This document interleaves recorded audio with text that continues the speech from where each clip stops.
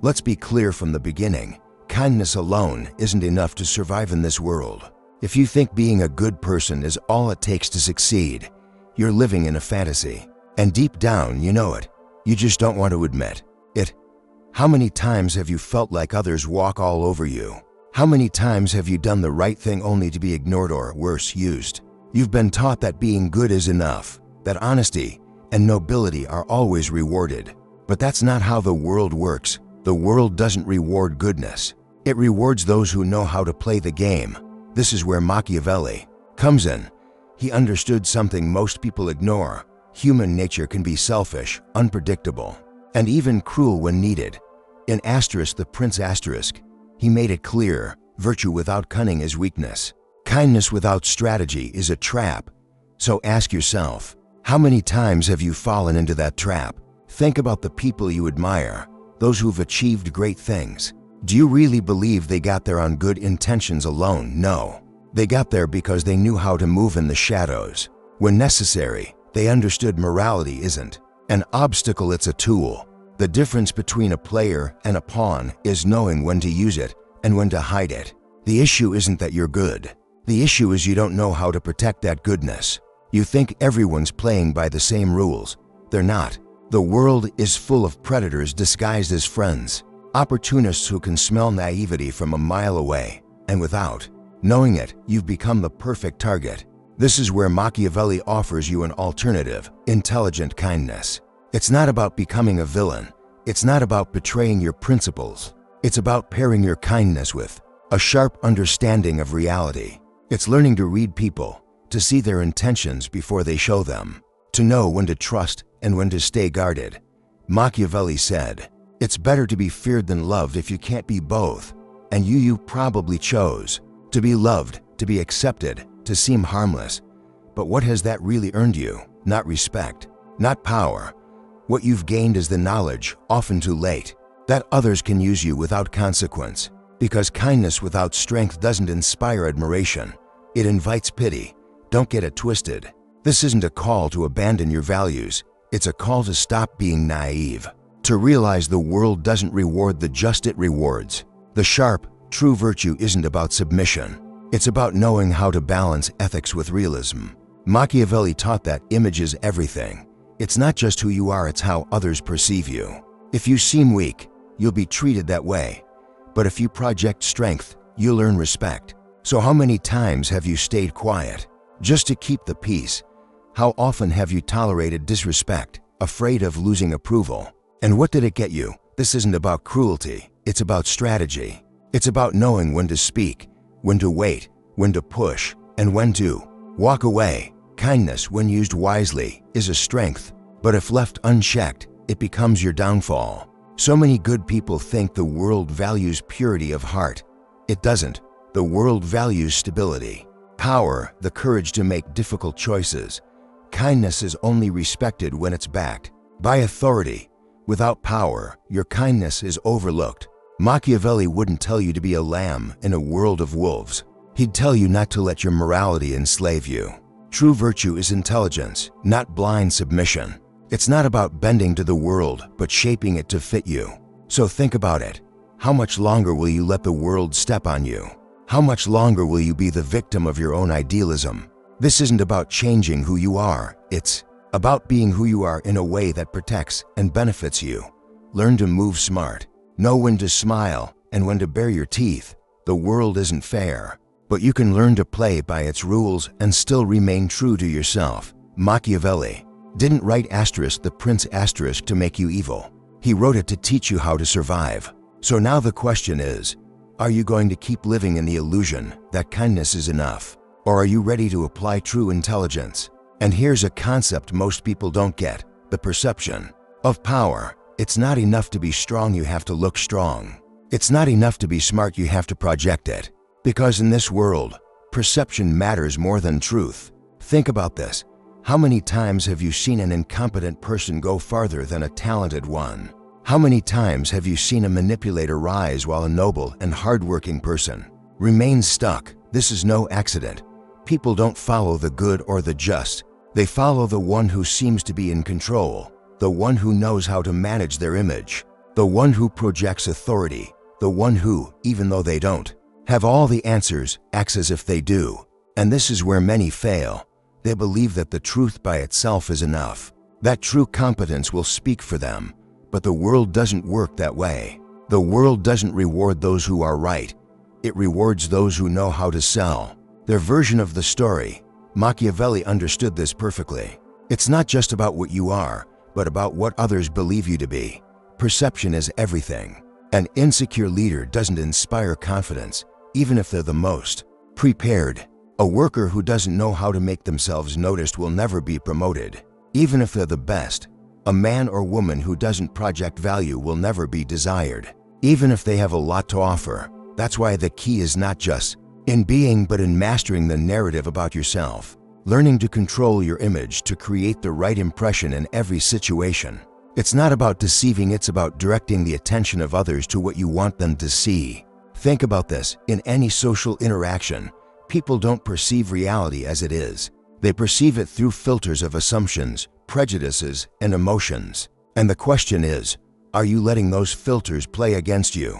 Or are you using them to your advantage? If you're good but seem weak, they will treat you as weak. If you're just but seem soft, they will trample on you. If you're talented but seem insecure, you will be ignored. It's that simple.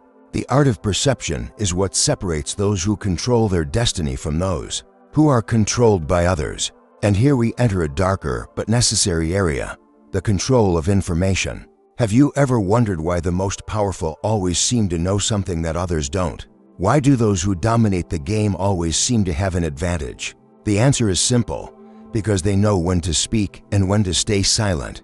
Naive people believe that absolute honesty is a virtue, that always saying what they think and sharing everything they know is the right thing to do. But in reality, information is power, and you can't give away power without consequences. Machiavelli said that a prince must know how to hide their true intentions, not because they should be a liar, but because in a world where everyone seeks an advantage, the one who reveals too much becomes vulnerable. Learn to control what you share, to say only what's necessary and nothing more, to maintain a certain mystery, to make people wonder what you really think. Because the moment you become completely predictable, the moment others can anticipate every move you make, you lose any strategic advantage you might have had. The greatest players in history in politics, business, art, or any field understood this strategic silence is as powerful as speech. Think of someone you admire, someone with real influence.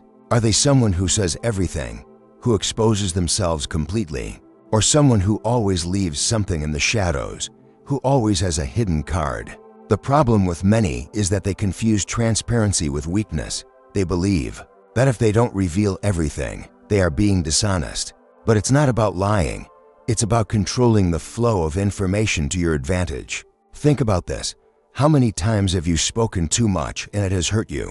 How many times have you trusted the wrong person, revealing something that later turned against you? How many times have you given explanations that no one asked for, just to justify yourself to people who didn't even deserve it? Power is not in speaking more. Power is in knowing when to speak and when to stay silent. And here comes the big lesson that almost nobody applies. The one who speaks the least, the one who explains the least, is the one who commands the most respect. Why? Because silence creates uncertainty. Uncertainty creates curiosity. And curiosity gives power. If you always say what you think without a filter, people will lose interest. If you always explain your actions, people will assume you need to justify yourself. But when you only speak when necessary, when you choose your words carefully, when you leave room for interpretation, people will start paying attention to you for real. And here comes another fundamental concept: the art of unpredictability. Predictable people are easy to manipulate. If you always act the same way, if you're always predictable in your responses, emotions, and decisions, others will be able to anticipate you. When people can predict you, they can use you. But when you're unpredictable, when no one's quite sure what your next move will be, you become dangerous. And when you're dangerous, people respect you. Machiavelli understood this better than anyone. A leader who's easy to read is a weak leader, but one who keeps a layer of mystery, who shifts when needed, who refuses to be boxed, and that's the kind of leader who holds power. So the real question is, do you want to keep being an open book, easy to read, easy to manipulate? Or are you ready to become a strategist, someone who controls their image, their information, and their unpredictability for their own advantage? Because kindness without strategy, that's an open invitation to be devoured. The world won't bend its rules for you, so stop playing by imaginary rules. Learn how the game really works, and if you play it well, if you apply what actually works, you'll stop being a victim of the system and start becoming someone who shapes it. And now comes one of the most misunderstood concepts of all: strategic distance. A lot of people think power comes from always being present, from always being seen, always being available. But the truth is the opposite. The more available you are, the less valuable you become. Scarcity creates desire. Absence creates impact. Why do some people command respect just by walking into a room, while others go unnoticed no matter how hard they try? The answer lies in perception, in how rare their presence feels. Machiavelli warned against being too accessible, not because a leader should look down on others, but because too much familiarity destroys respect. When you're always there, always giving, people stop valuing your presence, your generosity, your time, your effort. It becomes expected, taken for granted. And this doesn't just apply to politics. It applies to relationships, to work, to life. Give too much, and you become replaceable. Be too available, and you're not seen as a person of value, just a resource. Think about it. How many times have you gone above and beyond for someone, only to be ignored when you needed something? How often have you shown up again and again, only to be taken for granted? It's not a coincidence. It's human nature. What's abundant is overlooked. What's scarce is prized. So start managing your presence. Control how often people hear from you. Don't always be the first to reply. Don't always make yourself reachable. Let people feel your absence. Let your presence carry weight. When you disappear at the right moment, when you step back intentionally, people begin to seek you out. The problem is most people are afraid of disappearing. They're afraid that if they step back, they'll be forgotten. But here's the truth. If the only way you're remembered is by constantly being around, then you were never that valuable to begin with.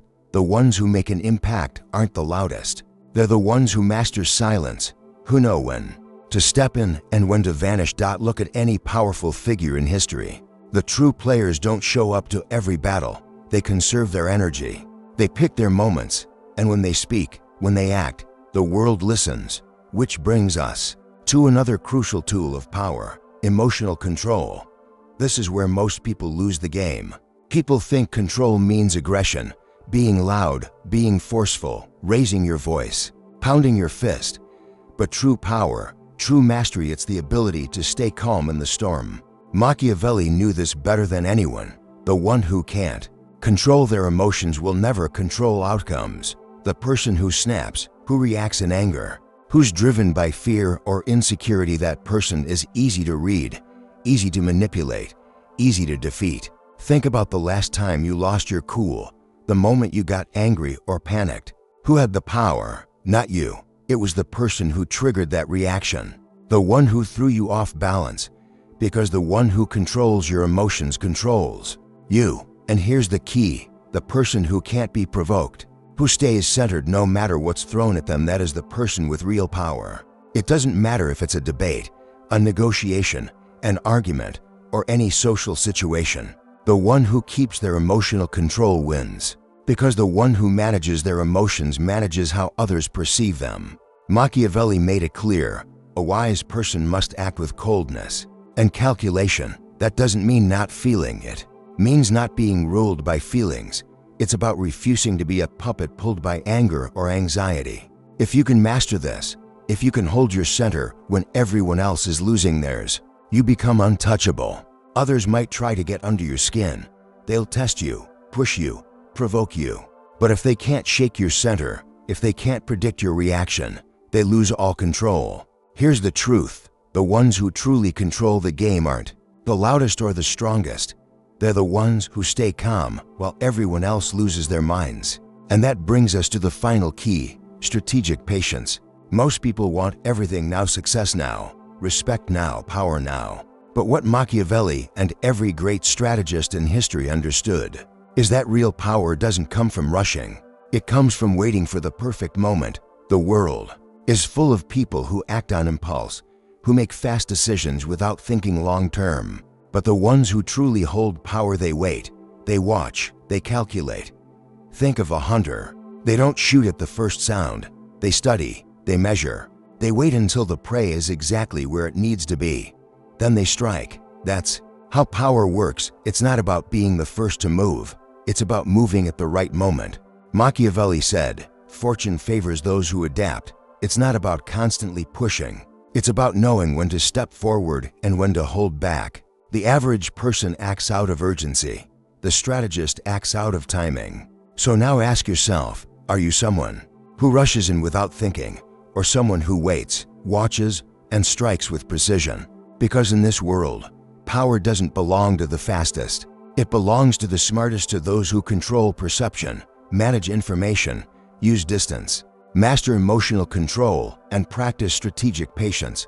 Apply all of that, and you won't just survive the game, you'll start playing it like a true master. Yes, the world is ruthless, but once you understand how it works, you can play by its rules and win. But there's still one thing that separates those who simply survive from those who shape their destiny: the ability to become an anomaly in the system. Now you know the truth. Kindness alone isn't enough. Perception is power. Silence can be a weapon. Patience can be your edge. Scarcity increases your worth. But what's the point of all that if you keep behaving like everyone else? If you want different results, you have to stop following the script, not just for the sake of rebellion, but to rewrite the script in your favor. Most people live inside invisible limits. They think the way they were taught to think. They move predictably. They act exactly how the system expects them to act. But the ones who really leave a mark, the ones who bend the game, they are the ones who become unpredictable, who make their own rules, who do what no one sees coming. Because here's the harsh truth: the system is built to devour those who conform. If you act like everyone else, you'll get what everyone else gets: mediocrity, obscurity. The only way to win is to become the exception, the one who acts differently, who thinks differently, who can't be boxed in. Be the person whose presence carries weight, whose words aren't thrown around but land like punches. Once you understand this, once you apply this, everything shifts. You realize you were never truly weak, you were just playing the wrong game. You weren't ignored because you lacked value, you were ignored because you didn't know how to project it. But now you do, and that's dangerous, because the moment you start applying this, there's no going back. The moment you begin managing your image, controlling your presence, holding back your reactions, and speaking only when it matters, the world starts reacting differently. The people who once dismissed you start paying attention. The ones who used to underestimate you begin to wonder what changed. The ones who once tried to manipulate you, they start hesitating. Because you're no longer predictable. You're no longer powerless. Now you're someone who understands the game board, and you move like someone who owns it. And now the most important decision of all: are you going to apply this? Or are you going to let it sit in your mind as just another idea? Because the difference between those who rise and those who stay stuck, it's not what they know, it's what they do. The choice is yours. Others might try to get under your skin. They'll test you, provoke you, but if they can't shake your center, if they can't predict your reaction, they lose all control. Here's the truth: the ones who truly run the game aren't the loudest or the strongest. They're the ones who stay calm while everyone else loses their heads. And that leads us to the final principle: strategic patience. Most people want everything right now: success now, recognition now, power now. But what Machiavelli and every great strategist throughout history understood is this: real power doesn't belong to those who rush. It belongs to those who wait for the perfect moment. The world is full of impulsive people, constantly reacting, constantly chasing. But the ones who actually control the board, they watch, they wait, they strike with precision. Think of a hunter. They don't shoot at the first sound. They observe, they measure, and only when the prey is in the exact right position, then they strike. That's how true influence works. It's not about making the first move. It's about making the right move. Machiavelli said, "Fortune favors those who know how to adapt." It's not about endless motion. It's about knowing when to accelerate and when to pause. The average person reacts. The strategist waits. So I'll ask you again, are you acting on impulse or with intention? Because in this world, power doesn't go to the fastest. It goes to the smartest, to those who master perception, information, distance, emotional control, and timing. Apply this and you won't just survive, you'll dominate. But even that isn't the final step. What separates the ones who just get by from the ones who leave a legacy is the courage to become an anomaly. You now know the truth. Kindness alone isn't enough. Perception is power. Silence is a weapon. Scarcity increases value. Patience beats impulsiveness. But none of that matters if you keep playing by the same rules as everyone else. The system is designed to consume those who conform. Do what everyone else does, and you'll get the same forgettable results. If you want to win, you must be the exception, be the one who breaks the mold, the one they can't predict, the one who shows up different, sharp, and impossible to ignore. And when you start moving like that, everything changes. You realize you weren't weak, you just didn't have the right strategy. You weren't invisible, you just hadn't learned how to project your value. But now you know. And once you apply this, there's no going back. People will treat you differently, speak to you differently, think twice before trying to play you. Because now you're not just in the game, you understand it. And here's the final step. Comment below. Tell me how this hit you. Share what part you're going to apply first. I'm reading every single one, and I will reply to everyone. This isn't just a monologue, it's a conversation. Let's start it.